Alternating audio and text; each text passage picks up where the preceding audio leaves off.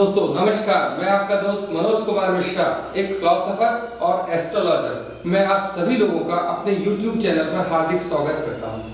दोस्तों आज हम जिस विषय पर बात करेंगे वो टॉपिक है मैरिज, विवाह, शादी। तो जब हम इस टॉपिक पर बात करते हैं तो हमारे पास एस्ट्रोलॉजी में इसका एक बहुत बड़ा टॉपिक है, एक सिस्टम है। उसको समझाने के लिए आज मैं कोशिश करूंगा कि आप लोगों की ये बात समझ में आए कि आखिर ऐसी क्या चीज है कि जिससे बहुत सारे लोग सुखी जीवन जीते हैं और बहुत सारे लोग क्या होते हैं कि वो लड़ते ही रहते हैं आपस में कि क्या हो क्या ना हो। तो आज मैं आपको ये बात करना चाहूंगा कि विवाह क्या है। तो सबसे पहले होता है कि मैरिज क्या है, विवाह क्या है। तो एक स्त्री और पुरुष दोनों के जो आपस का जो उनका रहने का सिस्टम है, उसका सामाजिक रूप से जो हमें अनुमति मिलती है उसको हम लोग मैरिज कहते हैं। तो जब हम मैरिज की बात करते हैं तो जन्म पत्री के अनुसार हमारा दूसरा भाव, सातवां भाव और 11वां भाव, ये तीनों भाव इसमें एक्टिव होते हैं। ये कुटुंब का भाव है, समाज का भाव है। सातवां भाव हमारा प्राइम का भाव है, मतलब इसको हम ये भी कह सकते हैं कि हमारा मैरिज का मेन रोल है। लग्न ये है, यानी शादी हमारी हो रही है। किसके साथ हो रही है? हमारा स्पाउस, जो हमारा ये 7th हाउस। तो हम शादी कर रहे हैं अपने, जब हम शादी करने जा रहे हैं तो विवाह के लिए हमें क्या देखना है? 7th house. ठीक है, तो दोस्तों एक तरीके से 7th हाउस हुआ हमारा विवाह का हाउस। तो ये हम जो बार बार आपसे कह रहे हैं हाउस, ये हमारा गलत शब्द है। आज मैं आपको जो बताने जा रहा हूं इसको हम कहेंगे भाव, हाउस नहीं कहेंगे। हाउस कैसा भी हो उसकी 4 दीवारियां होती हैं, लेकिन इसको हम लोग कहते हैं भाव। भाव का मतलब क्या है, इसको हम भाव क्यों कहते हैं? ये सारे हाउसेस जो हम लोग बोलते हैं ये शब्द ही गलत है मेरे हिसाब से। हम लोगों को कहना चाहिए ये जन्म पत्री के सारे भाव हैं। भाव का मतलब होता क्या है आज मैं आपको बताना चाहूंगा। भाव का मतलब होता है, जैसे मान लीजिए हम अपने भगवान के प्रति कोई भाव रखते हैं, हम अपने पत्नी के प्रति कोई भाव रखते हैं, हम अपने बच्चों के प्रति कोई भावनाएं रखते हैं। तो ये भावनाएं ही हमारे भाव हैं। तो आज हम उसको देखने के लिए आपको ये समझना चाहिए कि 7th हाउस मतलब हम अपने पार्टनर के प्रति, हम अपने जीवन साथी के प्रति कैसे भाव रखेंगे, ये उसका भाव है। तो 7th हाउस को हम शादी का भाव तो कहेंगे, लेकिन साथ में क्या है, हम अपने भाव, हमारे भाव हमारे पार्टनर के प्रति कैसे होंगे, अपने जीवन साथी के प्रति कैसे होंगे, ये उस चीज का भाव। तो आज हम लोग बात करते हैं कि मान लीजिए 7th हाउस में मंगल बैठा है तो क्या होगा? ऐसे व्यक्ति के भाव अपने जीवन साथी के प्रति कैसे होंगे? तो मंगल जब यहां बैठेगा 7th भाव में, तो अब हम मंगल की ऊर्जा को देखेंगे। वो मंगल की ऊर्जा कैसी होती है? थोड़ी दबंग, मतलब दंगल कराएगा, लड़ाई झगड़ा होगा। मतलब ये व्यक्ति अपने जीवन में अपने जीवन साथी के प्रति थोड़ा लड़ झगड़ के चलने वाला व्यक्ति होगा। ऐसा नहीं है कि हर समय लड़ता रहेगा, लेकिन मंगल की ऊर्जा उसे लड़ाई झगड़े की तरफ प्रेरित करेगी। तो अब हम दूसरा रखते हैं। अब मान लीजिए हम यहां लिखते हैं चंद्रमा। अब इसके भाव कैसे होंगे, अब इस व्यक्ति के भाव कैसे होंगे? क्योंकि इसके 7th भाव में चंद्रमा बैठे हुए हैं तो ये कोमल भाव होंगे। जैसे बार बार आपसे पूछता रहेगा, अरे भैया आपने चाय पी ली, खाना खा लिया? तो इस तरीके के भाव रखेगा अपने जीवन साथी के प्रति। अब हम कहते हैं यहाँ चंद्रमा की जगह सूर्य आ जाता है मान लीजिए, तब क्या होगा? सूर्य का मतलब ये हो गया थोड़ा डिक्टेटरशिप। ऑफिस में फोन करा, मैं घर आने वाला हूँ, मेरे लिए चाय तैयार रखना। तो इस टाइप की थोड़ा सा उसके अंदर एक थोड़ा ऑफिसर लेवल का भाव होगा, जो एक डोमिनेट भाव होगा। तो इस तरीके से सूर्य जो होगा क्या होगा? थोड़ा सा वो कड़क नेचर का होगा। तो अब हम कहते हैं यहां आ जाता है मान लीजिए बृहस्पति, तब क्या होगा? आदरणीय भाव रखेगा, कोमल होगा, बढ़िया होगा, सुंदर से बात करेगा और इज्जत करेगा अपने साथी की। अब हम बात करते हैं, जो बात कर रहे हैं कि 7th भाव। अब हम कुंडली में थोड़ा नंबर डाल देते हैं।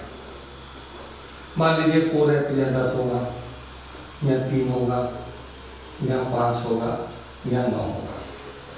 तो थोड़ा सा मैं आपको ये बताना चाहता हूं कि अगर मान लीजिए चंद्रमा कुंडली में हमारा 4th हाउस में, मतलब हमारा मतलब फोर्थ हाउस, ये सेवेंथ हाउस में चंद्रमा बैठे हुए, अपने घर के चंद्रमा सेवेंथ हाउस में बैठे हुए, मतलब ये भाव अब बहुत बलिष्ठ हो गया, बहुत स्ट्रांग हो गया। मतलब इसी भाव का स्वामी, सेवेंथ हाउस का स्वामी सेवेंथ हाउस में बैठा है। इसका मतलब ये व्यक्ति जो है, इसका सेवेंथ हाउस इतना बली है कि बड़ा बैलेंसिंग जीवन होगा। और दोस्तों मैं आपको ये बात भी बताना चाहूंगा कि जिस व्यक्ति का सेवेंथ हाउस बैलेंस्ड है, वो व्यक्ति और लोगों के और समाज में भी बहुत अच्छे से बातचीत करेगा, क्योंकि यहाँ उसका ये भाव एकदम बैलेंस है। अब मान लीजिए ये चंद्रमा उठकर आ जाता है यहाँ, अब ऐसे व्यक्ति के भाव अपने जीवन साथी के प्रति कैसे होंगे? तो आप जानते हैं 6, 8 और 12 ये हमारी कुंडली के बुरे भाव होते हैं। अब जब सेवेंथ हाउस का स्वामी, सेवेंथ भाव का स्वामी छठे भाव में आ गया तो क्या होगा? अभी थोड़ा झगड़ के चलेगा, झगड़ के चलेगा तो कैसे चलेगा? अब चंद्रमा है, कितना झगड़ा कर लेगा? मतलब चंद्रमा है तो उसकी भावनाएं कोमल होंगी, लेकिन एक फार्मूला तय है, जब सेवेंथ भाव का स्वामी छठे भाव में आ गया तो इसका लड़के तो चलेगा, ये तो पक्की बात है। लड़ेगा कैसे?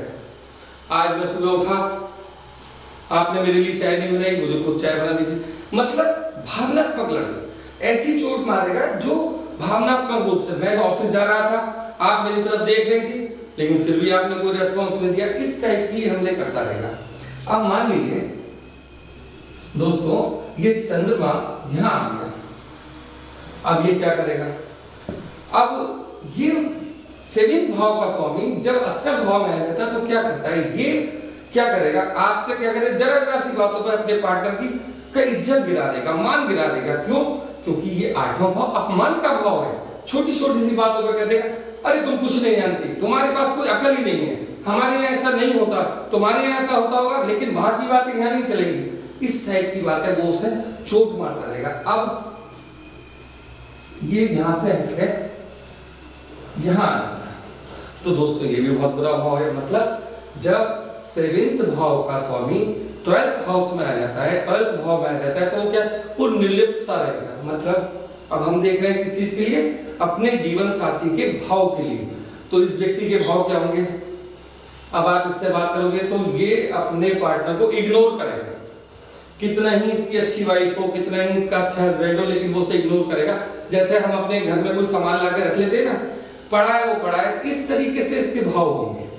तो अब हम अपनी चर्चा को और आगे बढ़ाते हैं और आपको एक ये बात बताते हैं। मान लीजिए आप कई सारे ग्रह यहाँ बैठा लीजिए, मंगल है, शनि है, राहु है, तो अब ये व्यक्ति कैसा होगा? इसके भाव कैसे होंगे?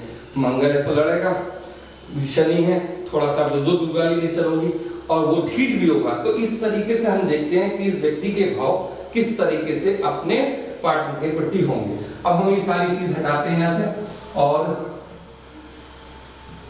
सेवेंथ भाव को कंसिडर करने के लिए अब यहाँ चूंकि 6 नंबर आएगा, चंद्रमा को अब हम यहाँ लगा देते हैं और शनि को हम यहाँ रख देते हैं। अब बात आती है, अब इस व्यक्ति का भाव अपने जीवन साथी के प्रति कैसा होगा? तो अब ये सेवेंथ भाव का स्वामी 6 में चला गया। देखिए वो शत्रु राशि है, ऐसा कंसीडर मत कीजिएगा। कारण क्या है कि ये भाव हमारा भागेश है, भाग्य का है, तो हम यहाँ भागेश लेकर चलेंगे। मतलब हमारे सेवेंथ भाव का स्वामी भागेश में बहुत स्ट्रॉन्ग है, बहुत बढ़िया है, और यहाँ पर बैठे हैं शनि। अब यहाँ शनि बैठे हैं लग्नेश होकर, तो ये क्या करेगा? अब शनि बैठे हैं क्योंकि 7th भाव में, तो ऐसा व्यक्ति अपने जीवन में चुटकुलेबाजी तो करेगा नहीं, वो सीरियस होगा, अपने पार्टनर की इज्जत रखेगा। लेकिन अगर उसका पार्टनर किसी वजह से रूठ गया उससे, तो उसको मनाना नहीं आता। क्यों? क्योंकि ये शनि बैठे हैं, ये मनाना नहीं जानते। तो इसलिए आपको ये देखना होगा, पार्टनर अच्छा है, सब कुछ है, अगर वो रूठ जाता है तो ये मनाना नहीं जानता। अब मैं आपसे थोड़ा सा इस चर्चा को आगे बढ़ाता हूं। अब मान लीजिए इस भाव का, 6ठे भाव का स्वामी बुध यहां आ जाता है और चंद्रमा यहां आ जाते हैं, तो क्या होगा? तो देखिए बात वही है, इसका स्वामी यहां और इसका यहां, मतलब लड़ भिड़ के चलने वाली स्थिति। बुध क्या? एक बहुत कलाकार ग्रह है, जो लगातार बड़बड़ाता रहता है, तर्कशील है, बोलता रहेगा, अब कैसे बोलेगा? बुरी तरीके से बोलेगा। क्यों? क्योंकि सप्तम भाव का स्वामी अपने 6 भाव में आ गया, वो पिट गया, बुध भी यहाँ पिट गया। तो इस तरीके से सारी चीजें अगर आप देखोगे तो ये होगा। अब हम थोड़ा सा चेंज करते हैं।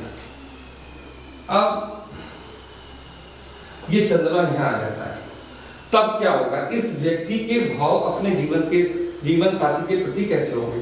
तो दोस्तों अब 7वां भाव बलिष्ठ हो गया।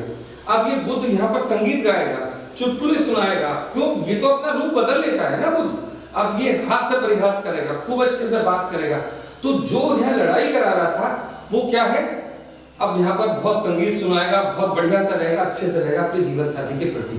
तो कहने का मतलब क्या है कि हमारा यदि सप्तम भाव बलिष्ठ है तो यहाँ ग्रह के किसी की भी होने से कोई प्रभाव नहीं पड़ता। मेन बात है कि अगर हमारा सप्तम भाव बलिष्ठ है तो हमारे अपने जीवन साथी के प्रति बहुत अच्छे भाव होंगे। इस तरीके से अब इसका दूसरा पहलू भी है हमारे सामने। इस घर का कारक ग्रह होता है शुक्र। इस ग्रह का कारक ग्रह होता है शुक्र। अभी हमने आपसे केवल 7वें भाव की चर्चा की है, लेकिन इसका जो मेन चीज है वो है शुक्र। और शुक्र क्या है? शुक्र है रोमांस, शुक्र है प्रेम। अब किसी के जिंदगी में शुक्र कितना स्ट्रॉन्ग है, कितना बढ़िया है, इस विषय पर मैं चर्चा अपनी नेक्स्ट वीडियो में करूंगा। आज मेरा उद्देश्य केवल आपको ये बताना था कि हम ये कैसे देखें कि किसी भी व्यक्ति का अपने जीवन साथी के प्रति